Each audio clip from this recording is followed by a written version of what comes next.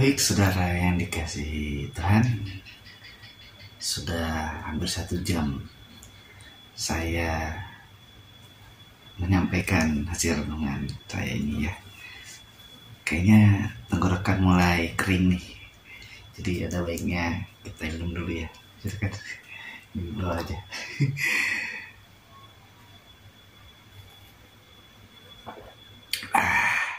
Kalau sudah minum air putih saudara, itu sangat sehat.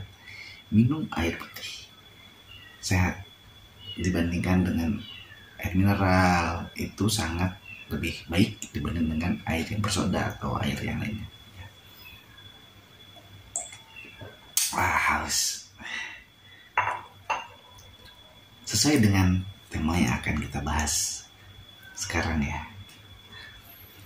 Baik, sambil melepaskan ini rasa haus, juga membasahi tenggorokan, kita lanjutkan ke yang kelima ya.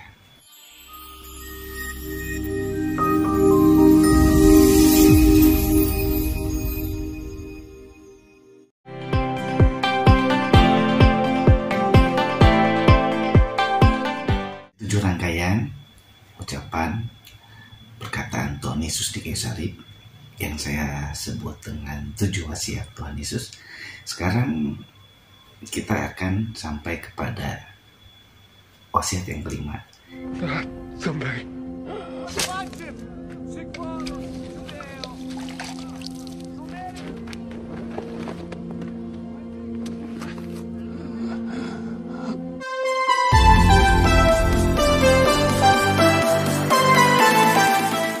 Yaitu sebuah perkataan yang sangat luar biasa sekali, sama seperti yang keempat ya.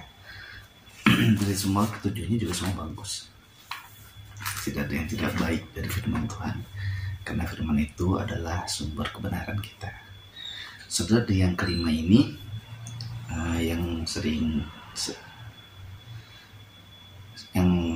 dimaksud dengan wasiat kelima atau ucapan perkataan Tuhan Yesus yang kelima itu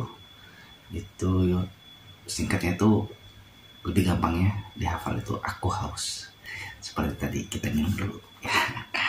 Nah saudara, seperti yang sudah saya sampaikan sebelumnya, untuk memahami hal ini saudara perlu memahami bahwa Allah menjelma menjadi manusia ya, dan bukan berarti Allahnya tidak ada. Allah tetap ada karena Allah Maha Ada. Dan ketika menjelma menjadi manusia di dalam diri Yesus Kristus, bukan berarti juga ada pemisahan antara 100%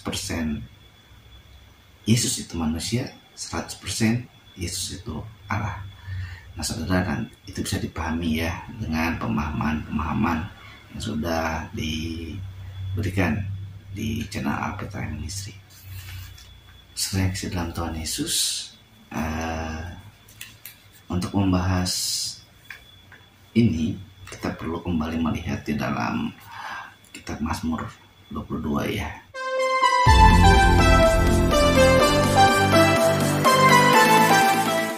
Dan sekarang kita akan membaca dalam Yohanes pasal 19. Yohanes pasal 19, kita baca saja dari ayat 28 sampai 30 ya. Kita baca ayat 28 sampai 30. Sesudah itu, karena Yesus tahu bahwa segala sesuatu telah selesai, berkatalah ia, supaya genaplah yang ada tertulis di dalam kitab suci, aku haus. Di situ ada suatu bekas penuh anggur asam.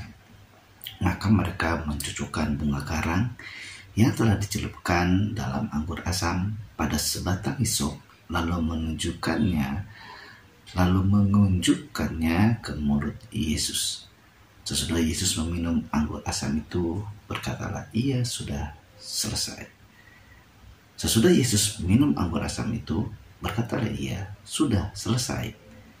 Lalu ia menundukkan kepalanya dan menyerahkan nyawanya. Akan fokus dulu ke ayat yang ke-38.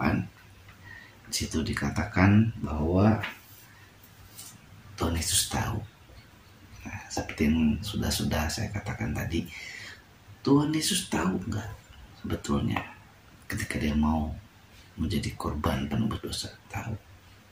Saudara, dalam Injil Lukas 22 ayat 41 sampai 44 itu meneguhkan saya bahwa Tuhan Yesus mengetahui apa yang terjadi, tetapi Tuhan menyerahkan apa yang dia ketahui itu kembali kepada kehendak Allah.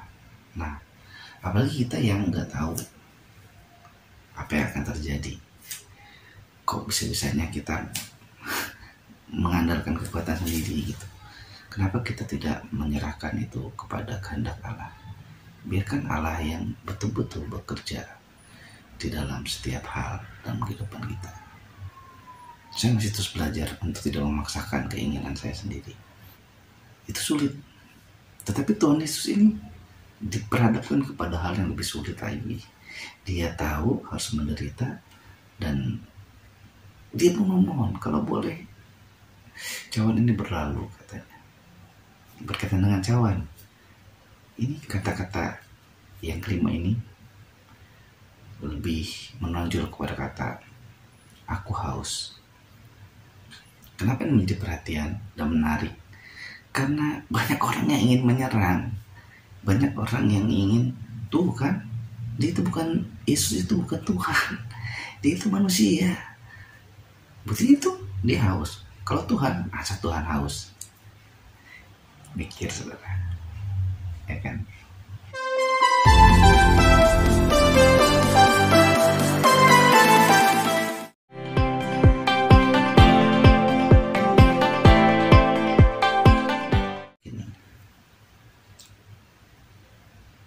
Saya mengabaikan sajalah orang yang menyerang gitu ya. Itu ada jawaban dari apologet atau teolog, karena saya bukan teolog. Basic saya juga hanya apa ya, bisa dibilang saya tuh hanya bisa masak juga sedikit, bukan chef. Tapi disebut saya mengajar, enggak juga tuh. Saya gagal juga tuh, pernah dipercaya untuk mengajar, nggak bisa ternyata. Karena memang basic saya juga bukan seorang pengajar. Nah, saudara yang dalam Tuhan, kembali ya, dari awal pertama, waktu dari yang ucapan pertama saya bilang, ini hanya membagikan apa yang saya dapatkan, yang saya renungkan, yang saya pelajari saja, yang berdampak pada diri saya. Ya, semoga ini bermanfaat bagi saudara-saudara semua. Penderitaan jasmani seorang manusia itu wajar sekali kalau dia merasa lapar dan haus. Tenggorokannya kering. Seperti tadi saya minum dulu, karena sudah hampir 1 jam saya berbicara mengenai 7 wasiat dari Tuhan Yesus ini. Saudara di dalam Tuhan, ketika Tuhan Yesus disalibkan, dia merasa haus sebagai sebagai penderitaan jasmani ya, saya sebutkan sebagai penderitaan jasmani ya. Kenapa demikian? Karena darahnya sudah habis.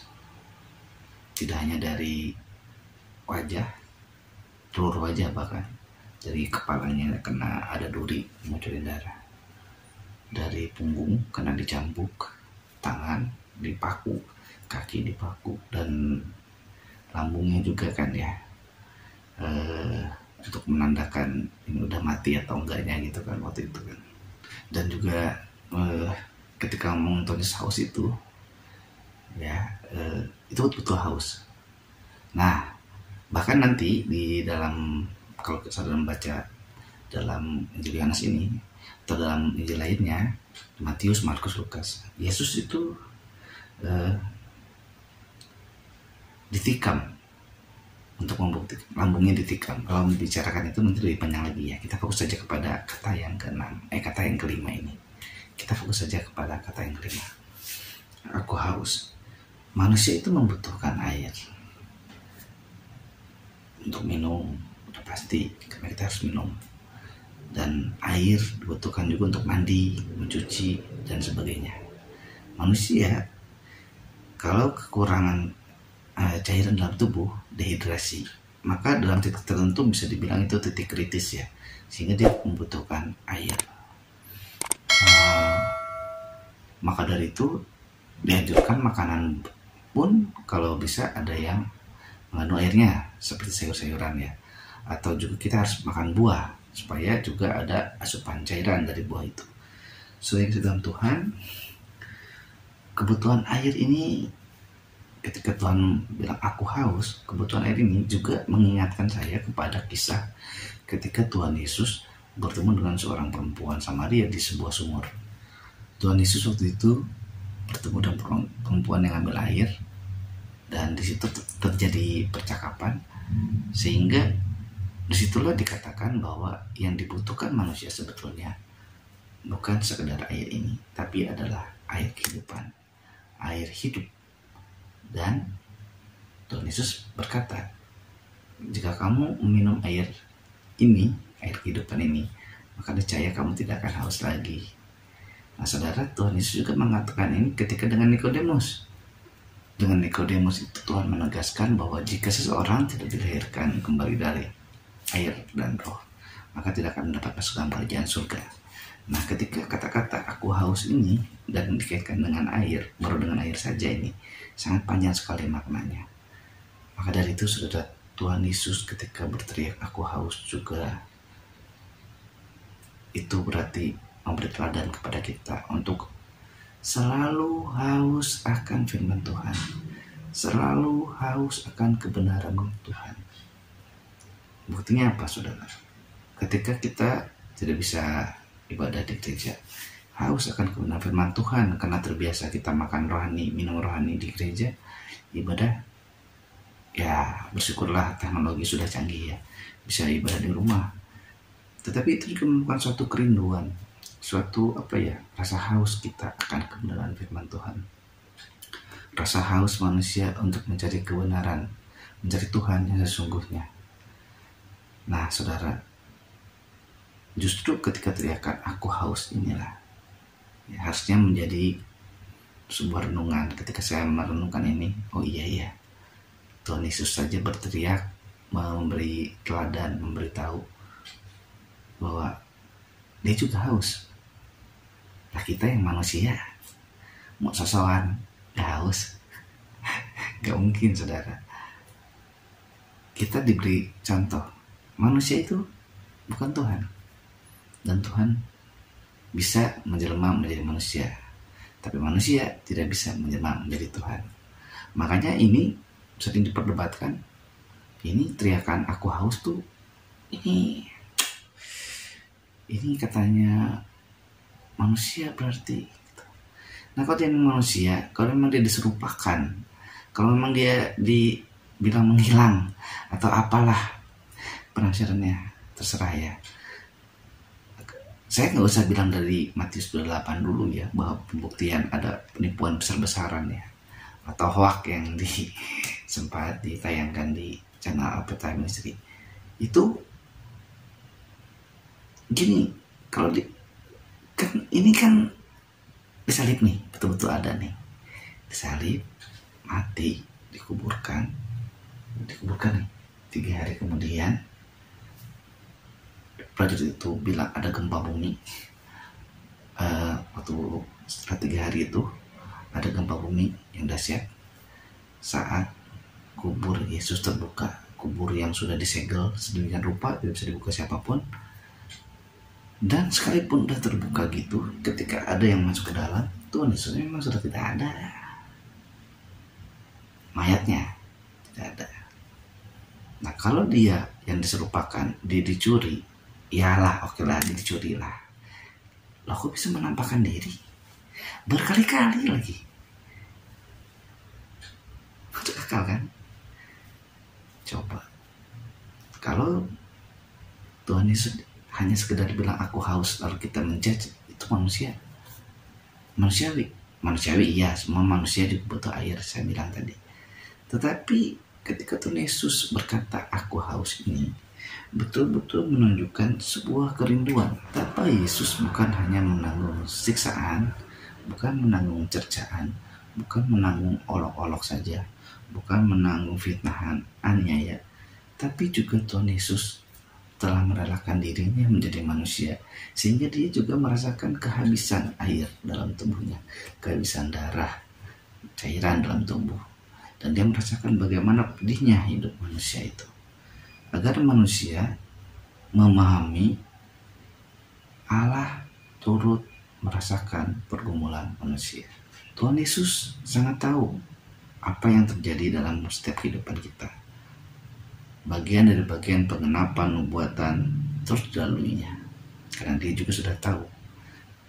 Saudara, saya hanya ingin mengajak di dalam bagian ini bahwa ketika dikatakan dalam kitab suci, aku haus, ya, Tuhan sudah tahu bahwa ini sebentar lagi akan selesai nih. Saudara, saya ingin membagikan satu hal lagi, mengakhiri di wasiat kelima ini. Ya, kita lihat di dalam Mazmur 69 ayat 22. Bahkan mereka memberi aku makan racun, dan pada waktu aku haus, mereka memberi aku minggu asam. Nah, ketika Tuhan Yesus merasakan kehausan, saudara, di dalam Injil Yohanes dituliskan juga bahwa maka mereka mencucukkan bunga karang yang telah dicelupkan dalam anggur asam. Bayangkan saudara, peristiwa waktu itu Daud itu waktu itu menubuatkan tentang Tuhan Yesus akan kehausan dan diberi minum anggur asam. Ya, saya tidak akan membahas kenapa kok anggur, kenapa nggak air putih. Itu bagian para teolog. Ya, saya hanya ingin membahas bahwa makna dari aku haus ini menunjukkan kepada kita, Tuhan Yesus menunjukkan kepada kita bahwa kita harus selalu haus akan firman Tuhan, haus akan penyertaan Tuhan, pertolongan Tuhan, haus untuk intim bersama Tuhan, supaya Tuhan menyegarkan kehidupan kita dalam setiap langkah kita sehari-hari, bahkan setiap waktu. Nah, saudara yang sedang Tuhan Yesus Kristus, Yesus tahu segala sesuatu itu telah selesai dan berkata ia haus. Mari saudara, bagi kita saat ini untuk haus akan kebenaran firman Tuhan, haus untuk pengenalan akan Allah yang sejati. Nah, sampai di sini yang kelima, dan kita akan melanjutkan ke yang keenam. Mungkin ini bisa sampai 2 jam nih, kalau mungkin kurang juga ya. Ini aja udah singkat-singkat nih. Tapi gak apa-apa lah ya. Saya akan terus membagikan apa yang saya dapatkan di dalam 7 perkataan Tuhan Yesus. Salam cinta Tuhan, sayangi keluarga dan jaga kesehatan. Jawab Yesus kepadanya, kasihilah Tuhan Allahmu dengan segenap hatimu dan dengan segenap jiwamu dan dengan segenap akal budimu. Itulah hukum yang terutama dan yang pertama. Dan hukum yang kedua yang sama dengan itu ialah kasihilah sesamamu manusia seperti dirimu sendiri. Injil Matius pasal 22 ayat 37 sampai 39.